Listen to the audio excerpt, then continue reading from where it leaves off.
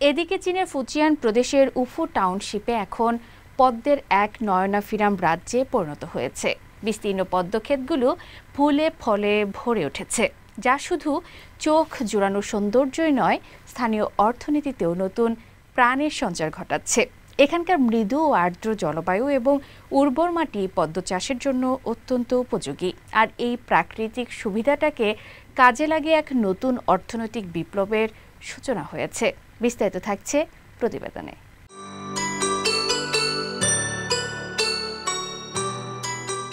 চীনের ফুজিয়ান প্রদেশের উফু টাউনশিপে এখন পদ্মের সমারোহ। বিস্তীর্ণ পদ্মক্ষেতগুলো ফুলে ফুলে ভরে উঠেছে, যা নয়নাভিরাম দৃশ্যের অবতারণা করছে। এখানকার মৃদু ও আর্দ্র জলবায়ু এবং উর্বর মাটি পদ্ম চাষের জন্য অত্যন্ত উপযোগী। আর এই প্রাকৃতিক সুবিধাটিকে কাজে লাগিয়ে স্থানীয় অর্থনীতিতেও নতুন প্রাণের সঞ্চার হচ্ছে। সাম্প্রতিক বছরগুলোতে উফু টাউনশিপে এক নতুন প্রবণতা লক্ষ্য করা যাচ্ছে।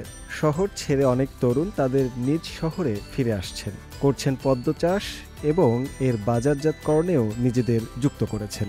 এই তরুণ উদ্যোক্তারা আধুনিক জ্ঞান ও কৌশল ব্যবহার করে ঐতিহ্যবাহী পদ্ম চাষে নতুন মাত্রা যুক্ত করেছেন।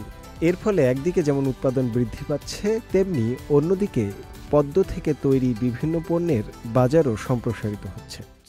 ভিডিও প্ল্যাটফর্মে ব্যবসা শুরু করার পর থেকে আমরা প্রতিদিন অনলাইনে প্রায় 1000 বক্স পদ্ম ফুল বিক্রি করতে সক্ষম হয়েছি। প্রতিটি বক্সে 10টি পদ্ম ফুল থাকে, অর্থাৎ প্রতিদিন প্রায় 10,000 ফুল তোলা হয়। প্রতিদিন সকালে কৃষকরা পদ্মের শুটি সংগ্রহ করেন এবং সেগুলো প্রক্রিয়াজাত করে শুকনো বীজে পরিণত করেন।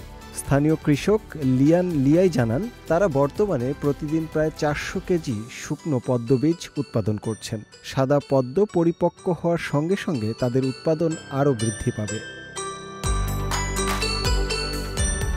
বর্তমানে উফুতে প্রায় 10,000 মু অর্থাৎ 666 হেক্টরেরও বেশি পদ্মক্ষেত রয়েছে। এই অঞ্চলে বছরে 100 মিলিয়ন ইউয়ানেরও বেশি আয় হয় এবং এটি গ্রামীণ পুনরুজ্জীবনের একটি গুরুত্বপূর্ণ অংশ হয়ে উঠেছে। এই উদ্যোগ স্থানীয় পদ্ম চাষীদের আয় বৃদ্ধিতে সরাসরি সহায়তা করছে। তরুণদের অংশগ্রহণে পদ্ম শুধু একটি ফসল নয়, বরং এটি এই অঞ্চলের অর্থনৈতিক সমৃদ্ধির প্রতীক হয়ে উঠেছে। তাদের নিরলস প্রচেষ্টা এবং আধুনিক বিপণন কৌশল স্থানীয় পদ্মকে জাতীয় ও আন্তর্জাতিক বাজারে পরিচিতি লাভে সাহায্য করছে।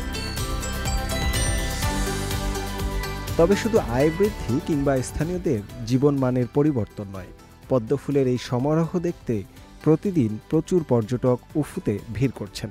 দর্শনার্থীরা পদ্মক্ষেতের মনোরম দৃশ্যের পাশাপাশি এখানকার প্রাকৃতিক সৌন্দর্যও উপভোগ করছেন।